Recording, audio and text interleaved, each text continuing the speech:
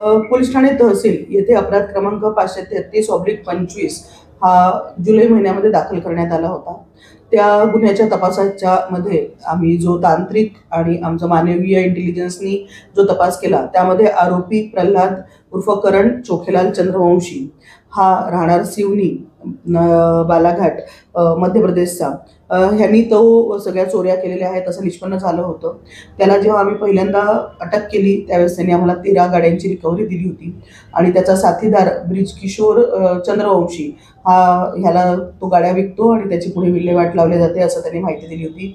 त्यावरून ब्रिजकिशोरला पण आपण अटक केली होती आणि त्यानंतर 29 गाड्या दुसऱ्या टप्प्यात आपण सीज केल्या होत्या।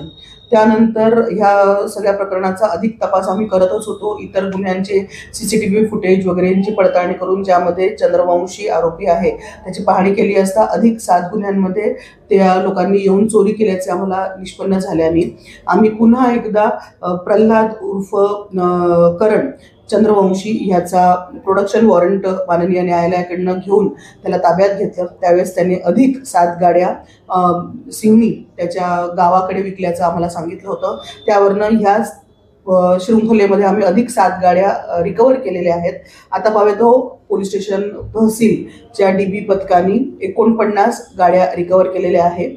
आता ज्या आम्ही शेवटच्या 7 गाड्या रिकवर केल्या त्याचा एकूण मुद्देमाल आहे 3,40,000चा आहे आणि त्यामध्ये ह्या सगळ्या चोऱ्या प्रल्हादनी करून ब्रिजकिशोरच्या माध्यमातूनच विक्री केल्याचे निष्पन्न झाल्यामुळे दोघांनाही या सर्व गुन्ह्यांमध्ये आपण आरोपी केलेले आहे। ह्या ज्या गाड्या आहेत ह्या जनरली स्प्लेंडर हिरो होंडा अशा कंपनीच्या ते येऊन हा जो चंद्रवंशी आहे तो चोरी करून न्यायचा। त्याचा पॅटर्न असा आहे की तो सिवनी येथून रेल्वे किंवा ट्रॅव्हल्स अशा कुठल्याही माध्यमातून येतो प्रवास करून।